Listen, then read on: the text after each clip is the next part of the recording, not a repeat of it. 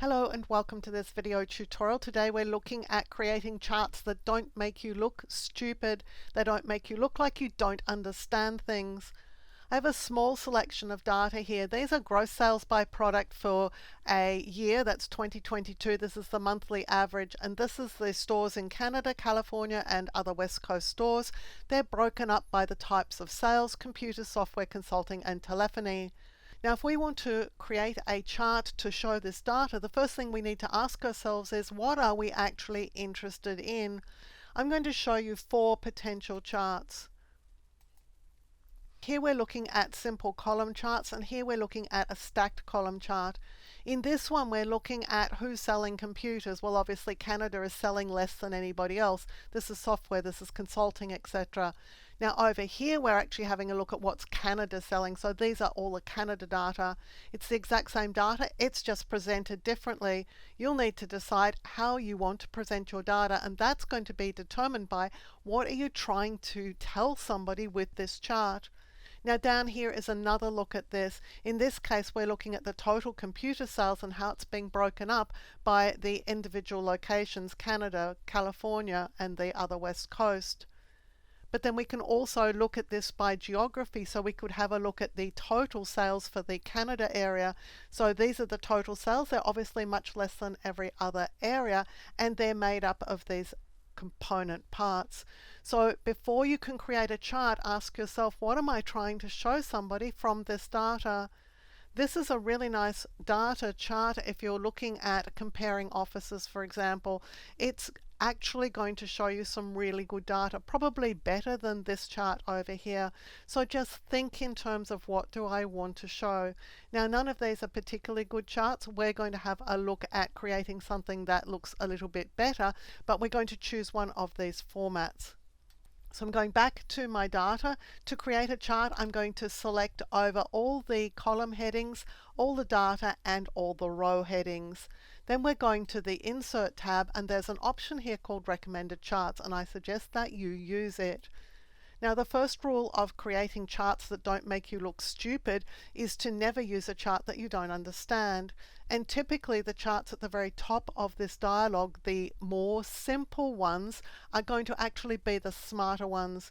Because if you start plotting things on stupid types of charts like histograms or tree maps or XY scatters or area charts or stuff like this that you just don't understand, you're going to look pretty dumb. So let's go back to recommended charts. Let's have a look at our options here. There are only 2 options here that match up with the ones that we looked at previously. There's a clustered column chart and there's a stacked column chart. But you can see here that they're only in a single arrangement, but we can solve that in just a minute. I'm going to take this one, the stacked column. So I'm going to click on it. I'm just going to click OK. Now this stack column is having a look at where the computers are being sold. This is Canada, this is California, this is other West Coast. But what if we wanted to reverse it so that we were looking at the Canada data, the total Canada data? Well, with the chart still selected, we're going up here to the Chart Design tab, and there's an option here for Switch Row/Column. Click it, and now we have that Canada, California, other West Coast. That's really important to be able to switch your data around if it doesn't make sense. Now over here, we don't really know what we're looking at. We have a title over here, but this could be anything. It could be gross sales, it could be profit, it could be who knows. So if we want to add an axis title, we're going to click on this, and we're going over here and we're going to choose an axis title. We turn that on, and we're going to add a primary vertical axis title. If you don't want a horizontal one, this is sort of self-evident. You could turn that off by just clicking this check mark, or you could leave it in and add your title. So over here, we're going to call this gross sales. And these are geographical locations, or whatever you want to call them. The aim when you're creating a chart is to make it really self-evident exactly what this chart is showing, because there's no guarantee that the data is going to travel with it. So it is possible, for example, to right-click a chart and choose Save as Picture. You would save this as a picture. The data's not going with it, and so your chart needs to tell your viewer exactly what you're showing them, because you can't rely on the data because it just might not be there. Now, our chart will also need a title, so I can type the title over here, or I can type any other title that is descriptive of what we're seeing here.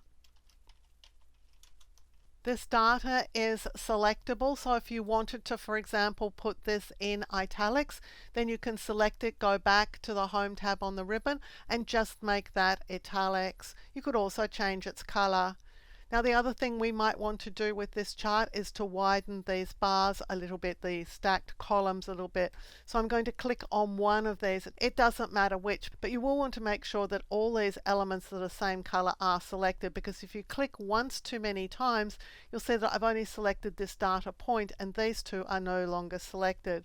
Let me just click away and let's reselect this data. I'll right click and I'll choose Format Data Series. That opens up this Format Data Series panel. Now it's really critical at this stage that you don't change this series overlap. Just leave it at 100% or things are going to start looking really, really weird. But you can decrease the gap width. So I'm just going to decrease that so that my columns are a little bit wider. When I'm finished, I'll just close this down.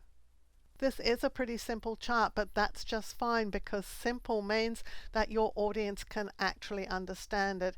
If you're looking at comparing the success of these three regional areas, then this chart's going to show it to you. You can see California's doing way better than the other stores in terms of gross sales by product.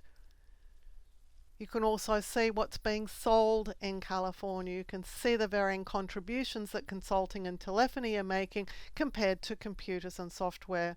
Ask yourself, what am I wanting to show with my data? Choose a chart that makes sense for displaying whatever it is that you want to show for your data, and keep it simple, because you're never going to be laughed at for creating a simple but clear chart, but you are going to be laughed at if you use something fancy that you don't understand and that is totally inappropriate for the data that you're trying to show. If you like carefully researched content like this, clearly presented in a step-by-step format so that you can get great results every time, then you'll love my other YouTube videos. So give this video a thumbs up and click to subscribe to the channel. And on the screen now, you'll see a video that I've handpicked for you to watch next.